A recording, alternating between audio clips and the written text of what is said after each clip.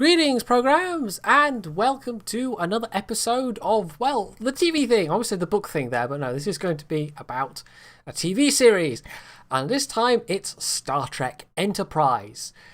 Now, I have been a somewhat long time fan of Star Trek. I mean, you wouldn't guess that maybe I'd be into a nerdy thing like that. I'm sure it comes as a complete shock to all concerned.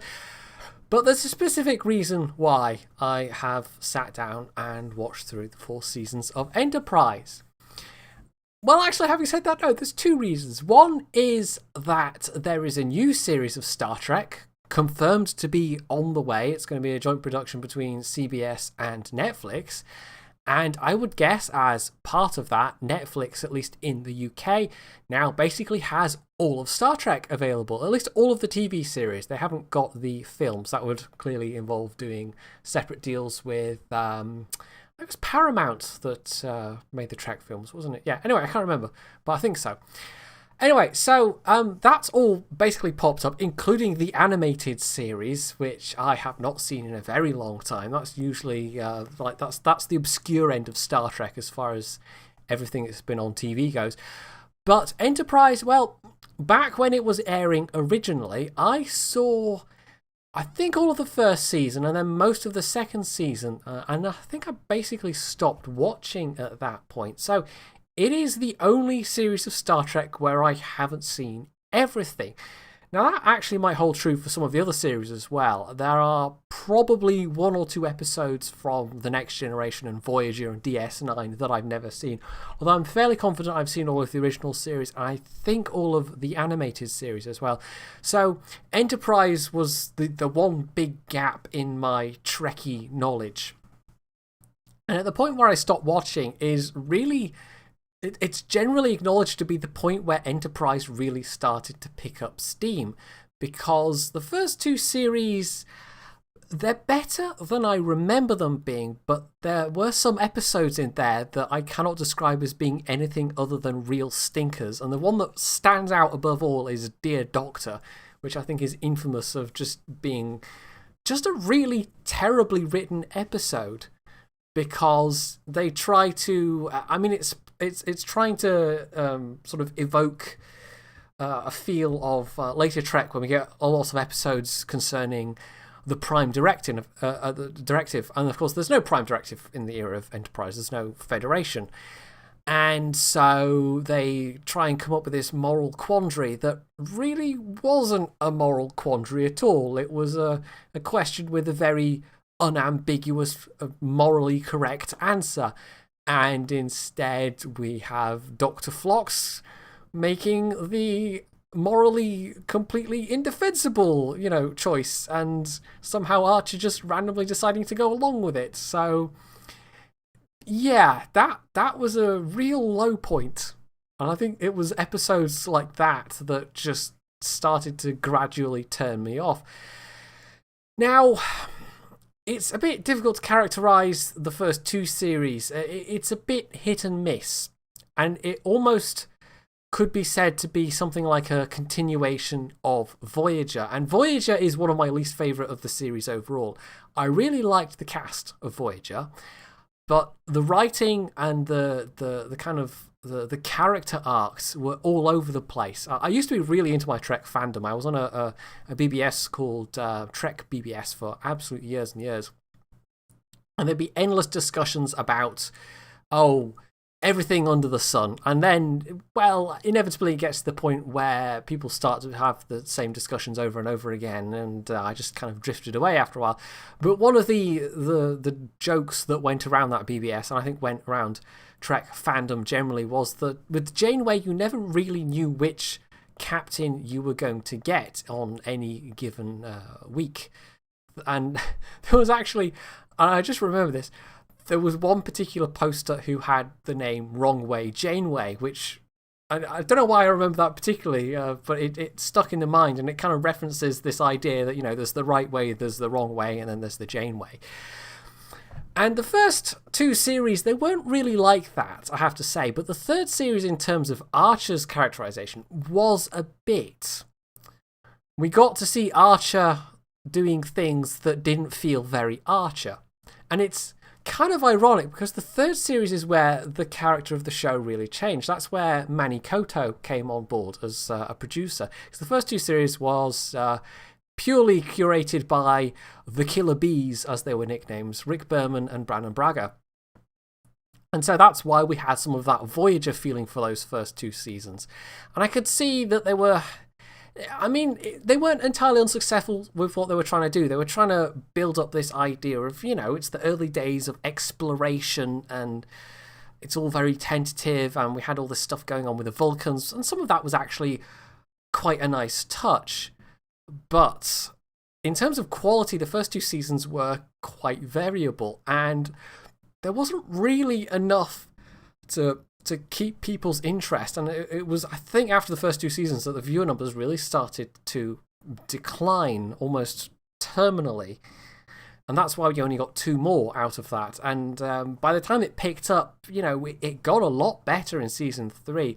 The whole season-long arc of season 3 was pretty good. I know there are one or two rough spots. I'm not going to pretend it was all like completely amazing quality stuff, but it was a lot better. It was a lot more entertaining, and that was even despite the somewhat variable nature of Archer's character.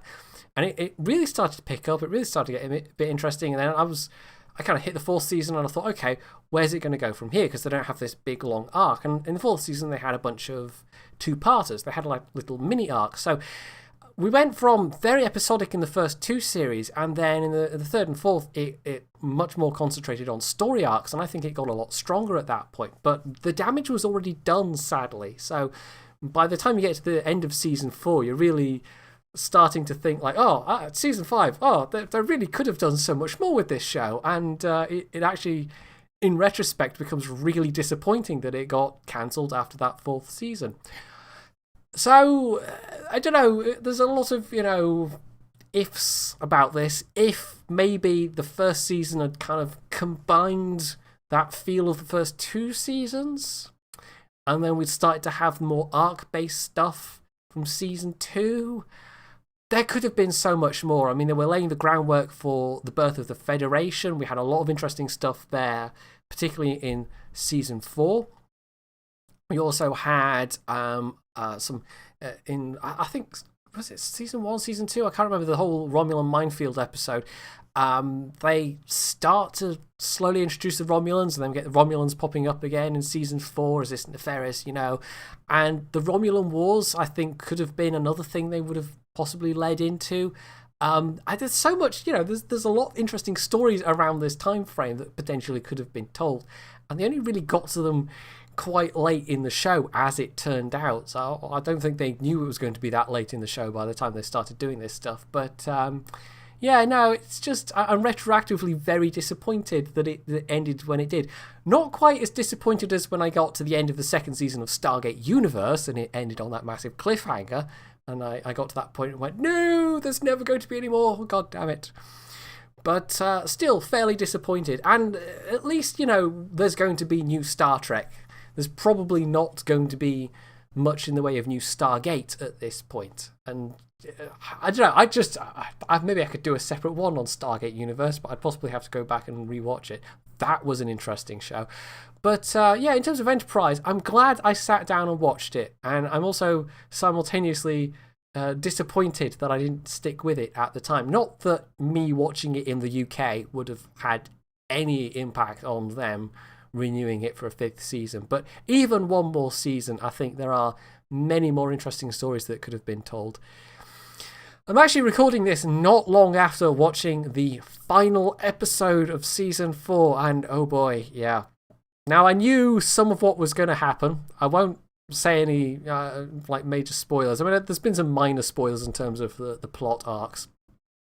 But suffice it to say, they throw in something that's supposed to be entirely dramatic. And the episode itself is not bad, but it feels very abrupt.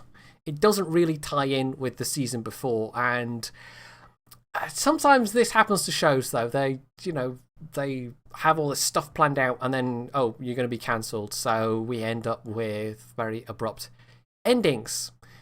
And how the writers, how the show handles those kind of endings Sometimes it leaves something to be desired, and other times it really does kind of fit neatly in, and it kind of rounds things off nicely. And Babylon 5 actually is a good example here, because they thought they weren't going to get picked up for a 5th season of Babylon 5, so they actually had this ending planned, and it's actually kind of the inverse. They ended up with a final episode of season 4 of Babylon 5 that had really nothing to do with the previous season, the season that had just happened. And that's because they unexpectedly got renewed, and suddenly they had this episode that tied everything off, that'd been kind of leading into it, assuming they weren't going to get another season. And then suddenly they did get another season, and they had to throw in this kind of like filler episode that turned out to be quite an interesting one.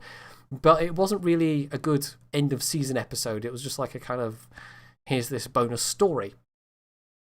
So there was a little bit of that in the final episode of Enterprise. Like, here's this bonus story. It was nice seeing the sets of the Enterprise D and seeing Riker and seeing Troy, and it was good overall, but it did feel a bit disjointed coming from the season.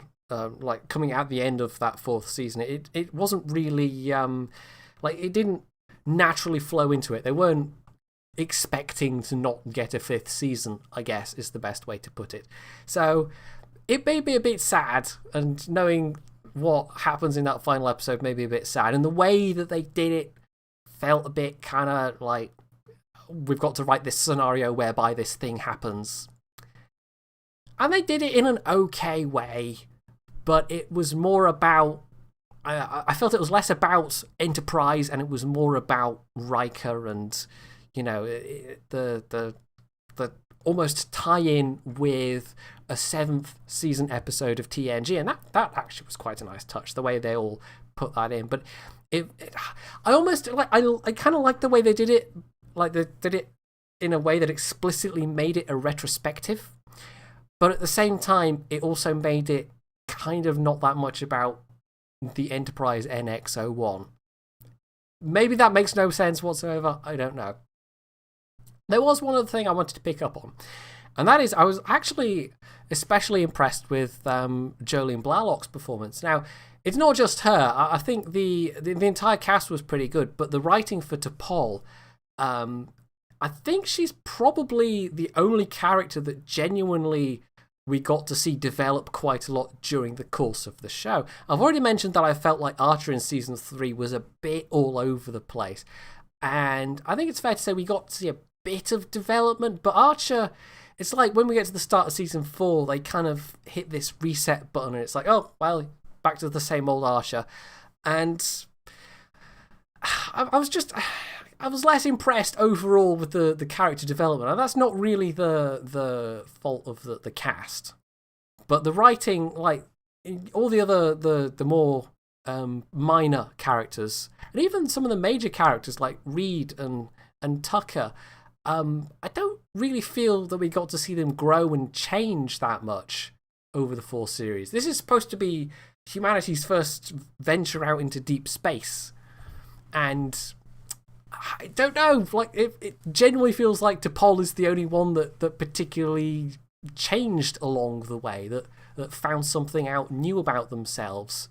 And you could argue that Archer did during season 3, and that it wasn't necessarily something about himself that he was particularly proud of. But like I said, that then didn't really seem to have any ramifications further down the line in season 4. So, I don't know. Yeah, but I mean, I was, though. At least we had T'Pol having that genuine character development. And, I mean, Blalock, I think she did. You look at her performance in season 1, and then she's just like complete, 100% unemotional Vulcan. And it all kind of like, all the changes bleed in gradually, and I think she did it very, very well. And that is, I think that's, I don't know, she's just a good actor, I suppose. And she had some good material to work with there. And I think maybe it's just disappointing that we didn't have more of that elsewhere as well. So that's about it, really. I'm glad I finally got around to sitting down and watching it, and hopefully the new show will be okay.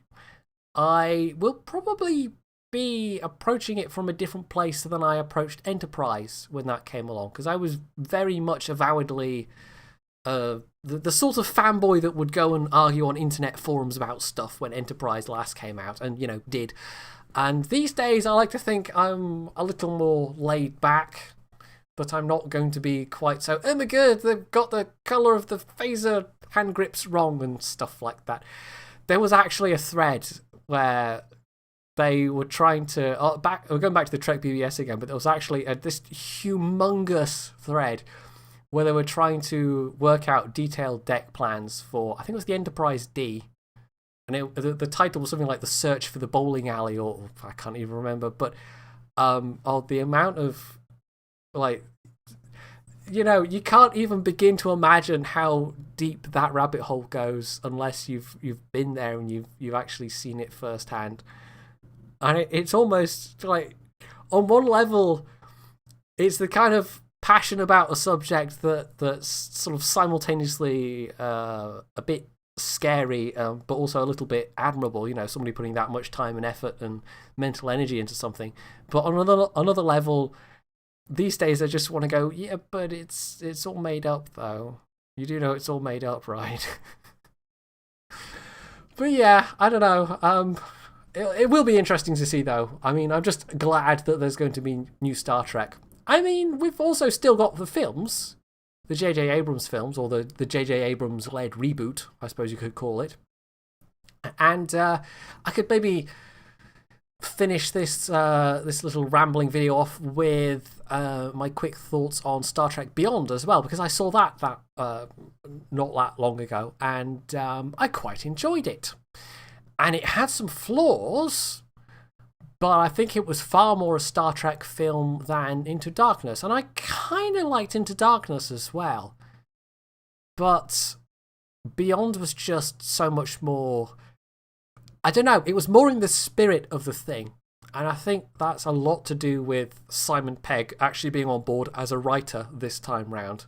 Because he's a very, you know, well-known, famous nerd who also happens to have made it big in Hollywood, which is, I don't know, he's probably still pinching himself on the arm, and he gets to go and do things like these Star Trek films and Mission Impossible and all kinds of things. And, you know, he's very good. He fully deserves to be where he is. He's obviously worked hard at it. But the fact that he's now branching out into the writing as well, you know, clearly, well, having said branching out into writing as well, he has done that before. But, you know, at this kind of scale and this kind of level, it possibly bodes well for his future, not just as a performer in Hollywood films, but maybe as a writer as well. That would be interesting to see. But yeah, Beyond was fun, but it had flaws. But there were the kind of flaws, and it was the kind of fun where you could overlook the flaws and just enjoy the fun, so long as you didn't think about it too much. And I think that's, I don't know, sometimes you get that with films, like it's whether it's fun or not, whether it's enjoyable or not, dictates how forgiving you are going to be of things that might be wrong with a film, with the narrative or the performances or whatever. Because sometimes things are bad and you enjoy them anyway. That can happen.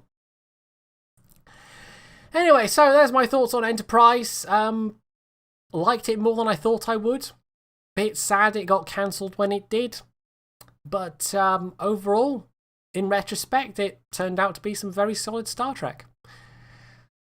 Next, I will probably go back to some anime. I think there's some interesting looking ones that have popped up on Netflix, and I've also had some other recommendations that I can maybe ferret out in other places on the web.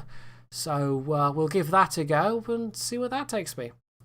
So hopefully you've enjoyed this look back at a bit of Trekdom, and if you have, you can leave your own thoughts on Enterprise below. You can hit that like button, you can sub to my channel if you haven't already, and as always, stay tuned for more.